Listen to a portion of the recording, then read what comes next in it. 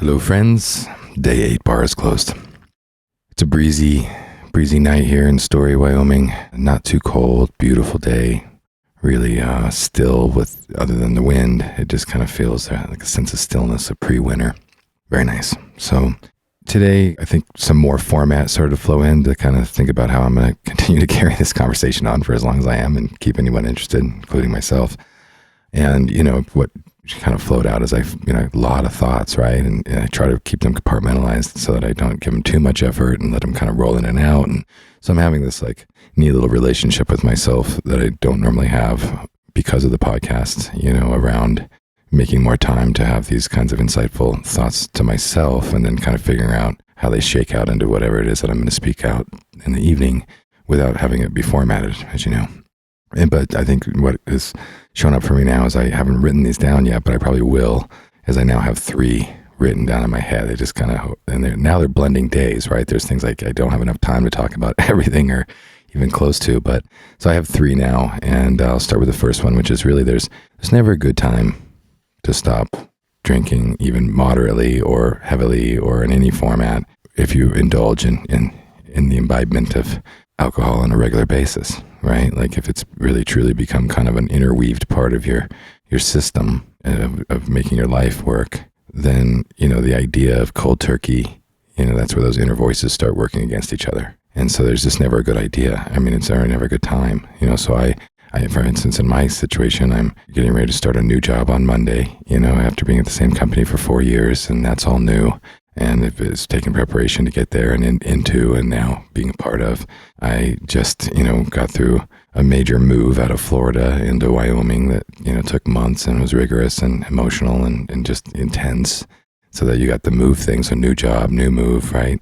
Or new house, new home.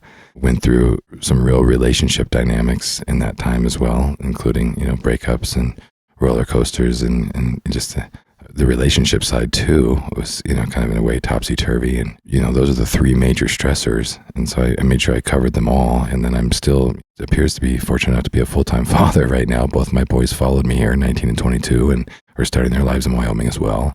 So that's, that's a beautiful day job and night job, 24/7.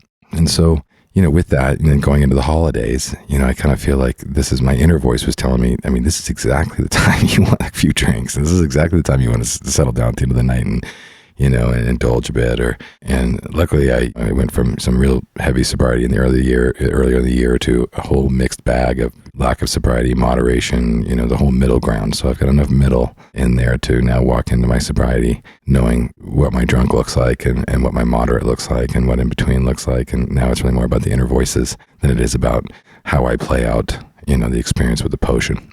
So there's that piece that I just felt for myself that I just kind of reaffirmed, is this that there, And then with other stresses, I know that's an impulse. I think of that Pavlov dog thing of like, oh, I just got overly stressed and fuck it, I'm going to pour myself a drink and kind of wind down on that whole thing, and now it's like I don't have a drink to pour, right? Go get a hot pot of water and get your cup of tea and all that stuff. So there's that, where you get that Pavlov dog experience, that you kind of knee-jerk experience to go grab a drink, and then you realize you don't get to do that, permission for that right now.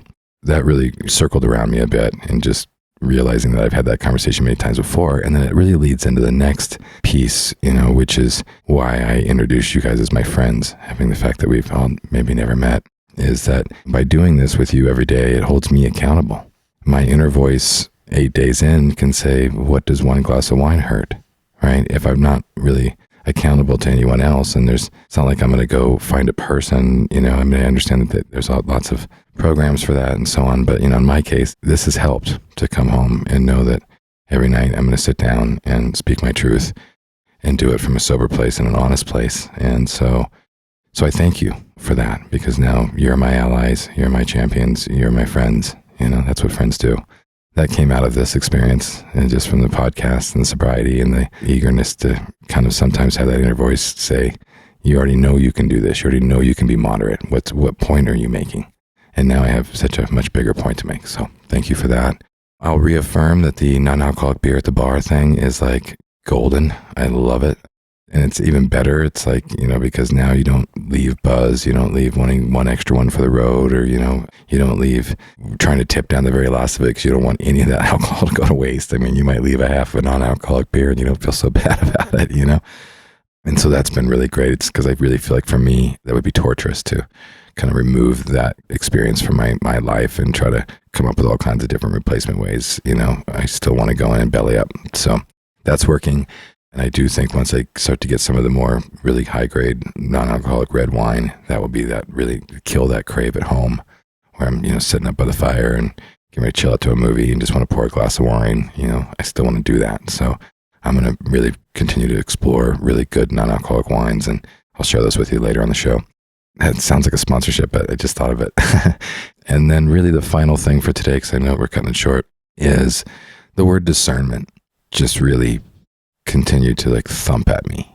And the more I started to whittle away at it, I kind of started at the very front of it, of discernment, of kind of what it might look like and how many times have I been discerning in the last few days. And I didn't really associate it with sobriety or not until I did, which was an internal train wreck, is the moment I really took inventory on myself and determined that, how are you with discernment when you're drinking? And the answer is a shit show. I mean, it's totally ridiculous. Probably 90% of the ridiculous mistakes or harm I've done to others is because I was drinking and I was not being discerning. And then and then with that, I always try to tip it off as to, well, what do you take that with you into sobriety? So even when you're in your normal life, so quote unquote, in your sober life during the day and at work or, at family or this or that, all the times that you're sober and you're doing it responsibly, which I do. But what are you taking with you from when you're not doing it that's still with you when you're doing it? And I can say that maybe discernment is, a piece that I start to lack if I'm not making good decisions when I'm drinking.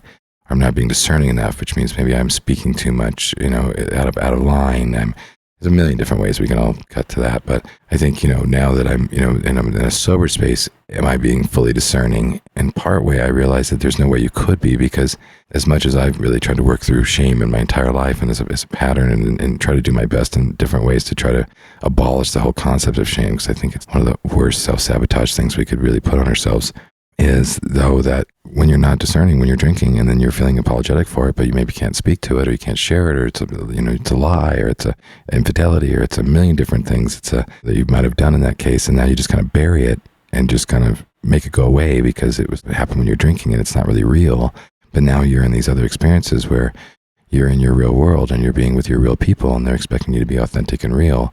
And, are you able to be 100% confident in your authenticity and therefore also be able to kind of come from your core and be fully discerning with whomever you're in front of at whatever moment in time in your life?